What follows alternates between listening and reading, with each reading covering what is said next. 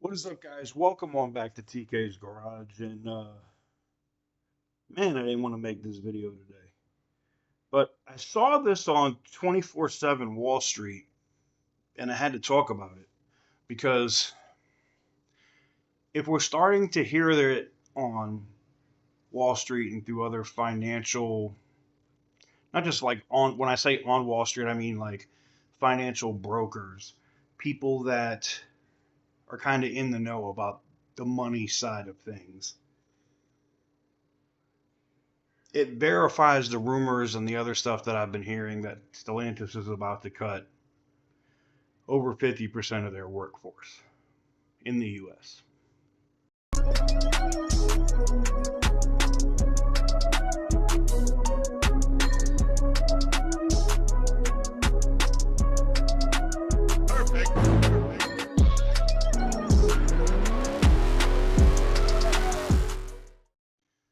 No, not clickbait, and something I hope I am 100% wrong about. But as you guys know, you can go back through the videos over the last few months. I'll talk about something 7 to 10 days, sometimes 2 weeks in advance, and then it happens.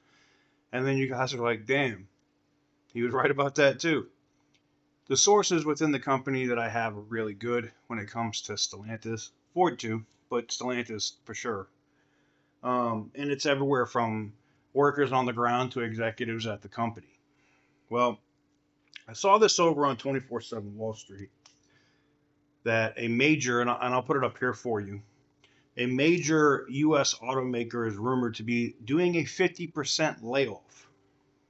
Some of the key points they put out in the article are Stellantis may lay off 50% of its North American workforce and outsource jobs due to struggles in the U.S. market. That's already happening. Jeep faces increasing competition from brands like Honda, Kia, threatening its market position, which makes no sense to me because last time I checked, I ain't seen any Hondas or Kias doing any overland type of activities. Investors believe they've found the next NVIDIA unlocking stock picks for free. Interesting. It looks like a lot of the people that are also, and this is primarily from an investor's angle, all right? Um, they basically get into laying off about 50% of the United States workforce and and they say North America, but they mean Canada and the United States, and outsourcing those jobs to India and Mexico. And they touch on increased competition from Jeep, from the brands like Honda, Kia. Now Ford, I get with the Bronco, I guess could compete a little bit with some of the Jeep Wrangler products. Um, but what I found interesting is uh, it confirms a lot of the speculation and the stuff that the lower level staff people for some of the executives that feed me information are saying. In that Carlos Tavares is basically trying to call Sean Fane's bluff at this point and saying, I dare you. I dare you to strike. Give me a reason to cut your jobs completely. Um, I say this all the time. You know, whenever I see these temporary layoffs, and we're seeing them at SHAP and JNAP and Toledo, you know, they say, hey, we're cutting production, we're going to lay people off temporarily for a week. That turns into 2 weeks, which now turns into 3 weeks. People start getting these emails that are full-time employees that say your services are no longer required, basically saying you're fired and what you can do to get unemployment and things of that nature. It's a sucky situation all the way around. But it's going to continue to happen. And when it really starts to hit me here where I know it's a problem is when these investor types start seeing blood in the water. It's when companies really could get in trouble. And with Stellantis' stock just taking a massive beating over the last 2 days, I don't think it's going to get any better anytime soon.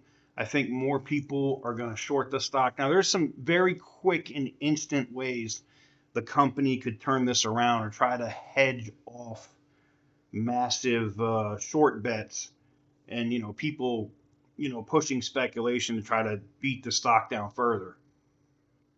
Get rid of that CEO. You got to get rid of Carlos Tavares. The board has to publicly fire him for dereliction of duty, for like literally destroying the company. You got to cut him.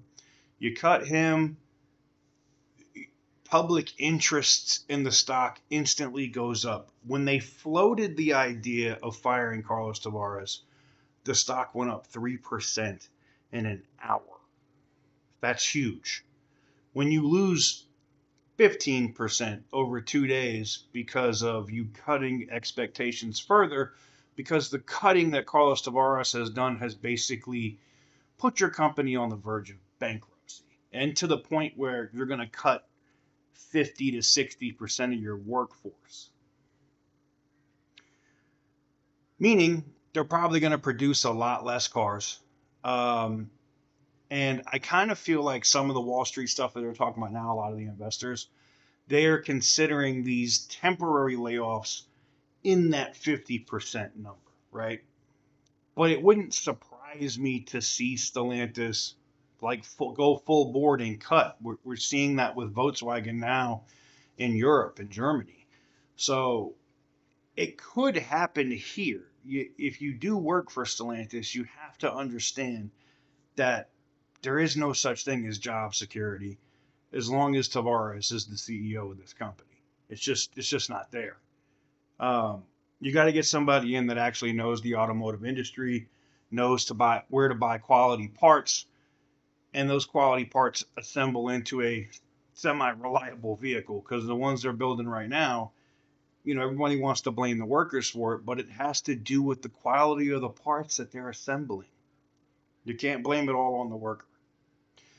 Anyways, let me know what you guys think in the comment section down below. I thought this was interesting because, when I start seeing stuff about Stellantis or other companies, and I start seeing them more in the financial news than automotive websites, and when I'm starting to see more stuff about them on like 24/7 Wall Street or Wall Street Bets or on Reddit or, CNBC, or I start seeing some of the Telegram groups and chats talking about shorting Stellantis, that's when I'm like, yeah.